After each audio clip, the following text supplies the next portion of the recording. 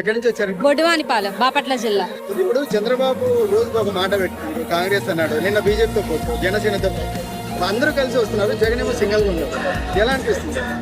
ఎప్పుడైనా ఒక సింగిల్ ఉన్న వ్యక్తి మాటే నమ్మాలి. ఎంతమందితో కలిసి ఉన్నా, బీజేపీ వచ్చినా, చంద్రబాబు నాయుడు జనసేనాని కలుపుకున్నా, ఎంతమంది కుమ్మక్కైనా కానీ ఎప్పుడు జగన్ అనేది ఓడించలేరు. వీళ్ళందరినీ కలుపుకొని ఎప్పుడైనా ఒక సైడ్ వాళ్ళ ఆపోజిట్లో వచ్చినా కానీ దేనికి ఉపయోగం ఉండదు. ఇంతమందితో కుమ్మక్క అవ్వడం అనేది వేస్ట్ పని. ఎప్పుడైనా సొంతంగా తన సదాశక్తితో రావటం అనేదే గొప్ప విషయం.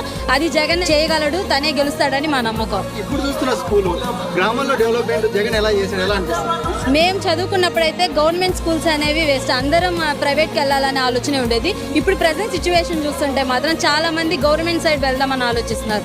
ఎందుకంటే ప్రైవేట్ స్కూల్తో సమానంగా గవర్నమెంట్ స్కూల్స్ అనేవి ప్రస్తుతం జగన్ పరిపాలనలో ఏర్పాటు జరిగినవి. సో ప్రతి ఒక్కరు జగన్ సపోర్ట్ చేస్తూ ఇలానే జగన్ సీఎం చేయాలని మనస్ఫూర్తిగా కోరుకుంటున్నాను.